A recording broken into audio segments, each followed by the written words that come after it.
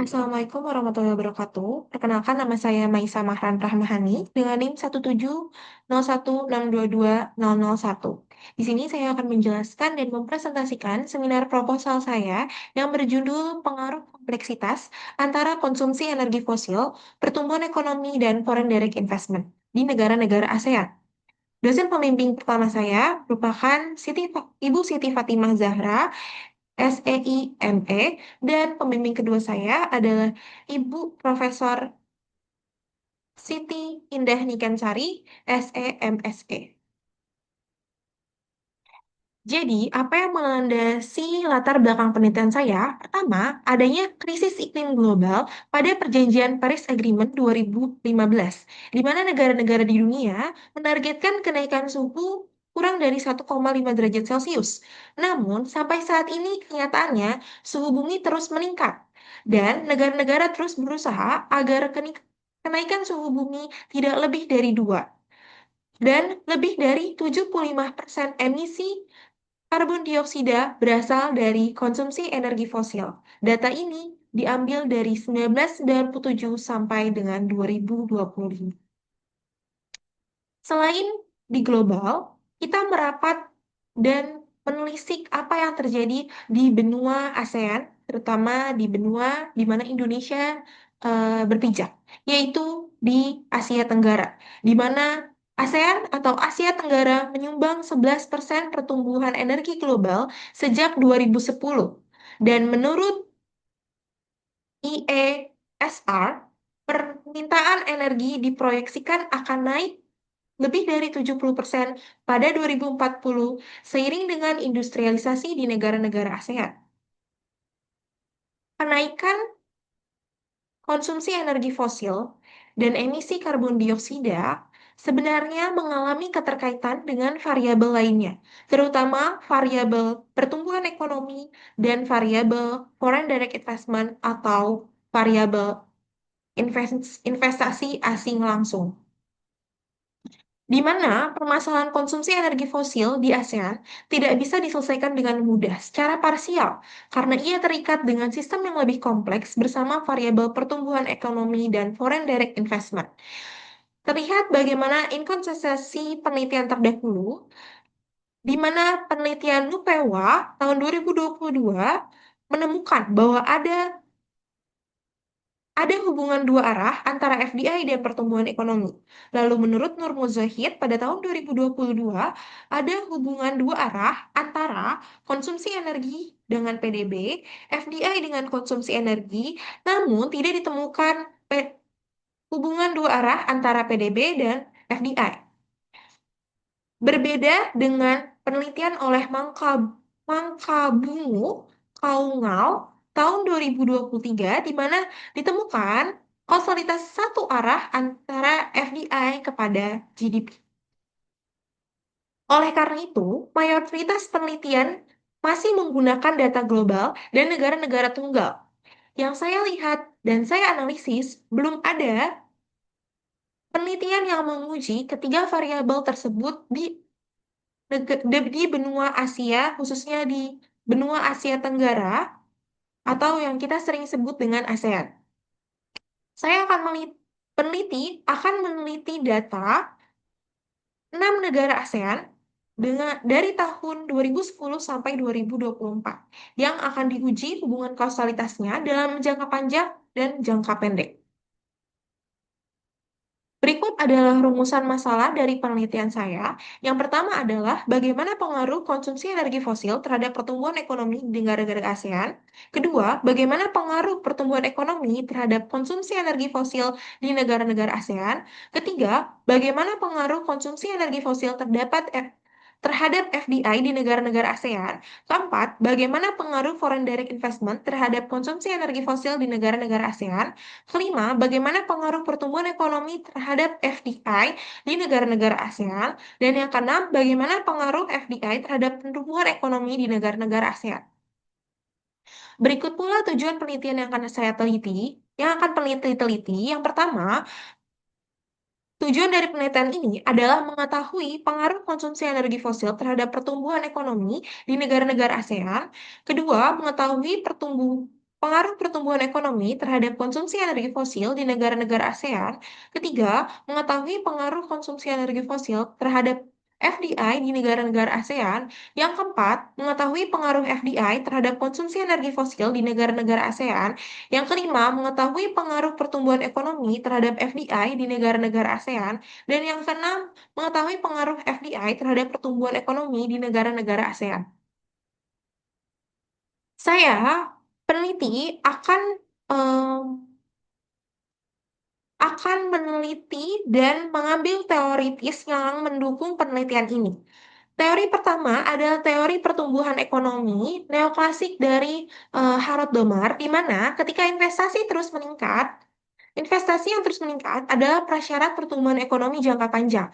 FDI adalah wujud nyata investasi tersebut di benua Asia Tenggara atau ASEAN, di mana ini akan mendorong ekspansi industri yang akan meningkatkan pertumbuhan ekonomi. Selanjutnya, ada teori pertumbuhan ekonomi neoklasik dari Solo Swan, di mana pertumbuhan ekonomi bergantung pada faktor-faktor produksi, seperti teknologi dan energi. Semakin tinggi konsumsi energi dan teknologi, semakin besar kapasitas produksi dan output ekonomi suatu negara. Teori yang ketiga dari teori pollution haven hypothesis, di mana investor asing cenderung memilih negara yang regulasi lingkungannya lemah.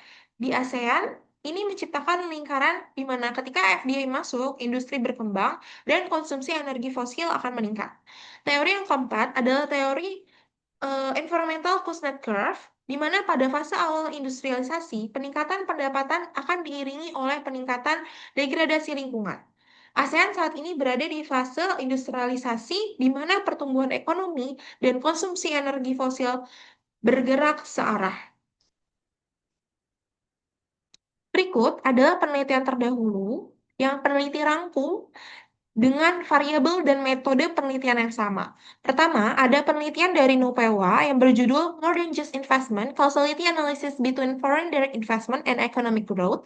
Variabel yang beliau teliti adalah FDI dan pertumbuhan ekonomi, dan temuannya adalah ditemukan kausalitas dua arah antara FDI dan pertumbuhan ekonomi.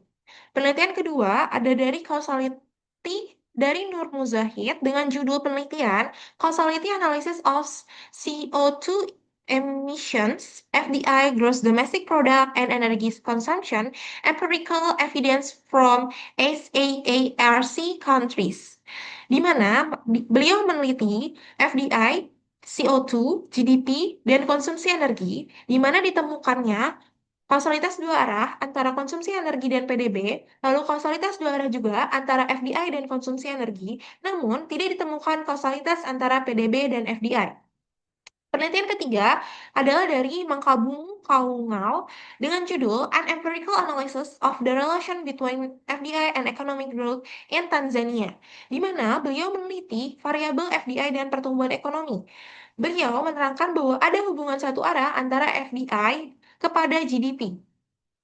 Kedua, the selanjutnya adalah the contribution of influence of total external debt (FDI) and HCI on economic growth in Indonesia, Thailand, Vietnam, and Philippines oleh peneliti Trianotmanto. Beliau menggunakan variabel FDI, GDP, hutang luar negeri, dan HCI, di mana di sini temuan utamanya ditemukan FDI berpengaruh kepada GDP, namun pengaruhnya adalah negatif.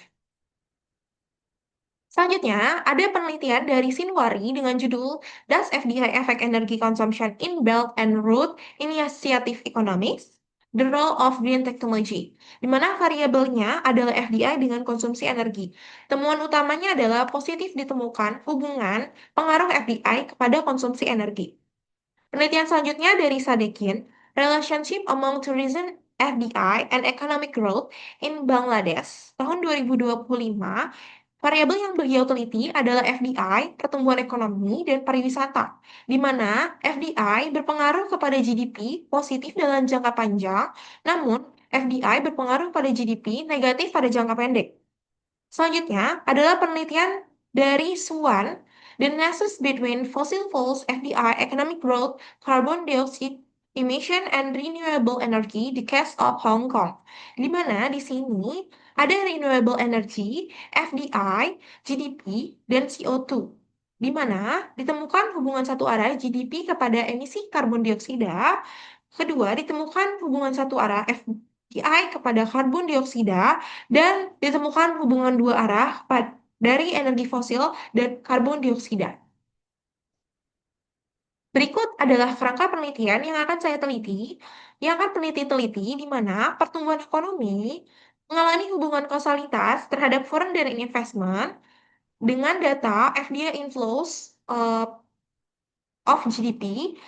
Lalu, foreign direct investment juga mengalami hubungan kausalitas terhadap konsumsi energi fosil, dan konsumsi energi fosil mengalami hubungan kausalitas terhadap pertumbuhan ekonomi.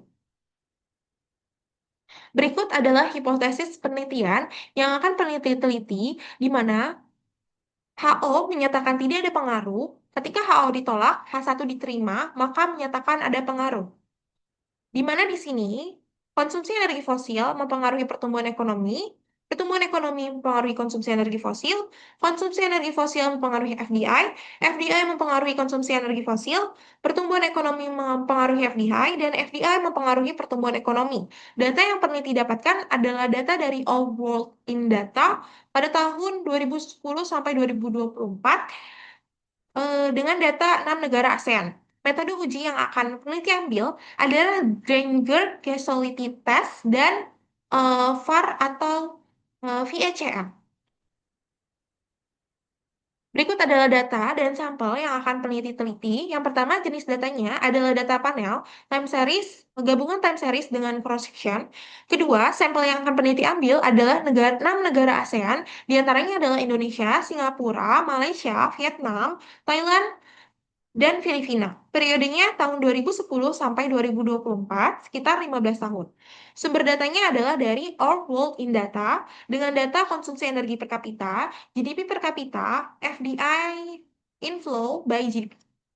Tahapan analisis yang akan peneliti ambil adalah yang pertama, uji stasionaritas, di mana di uji stasionaritas ini kita akan melihat datanya itu eh, akan normal pada tingkat level, akan akan normal pada tingkat level atau tidak.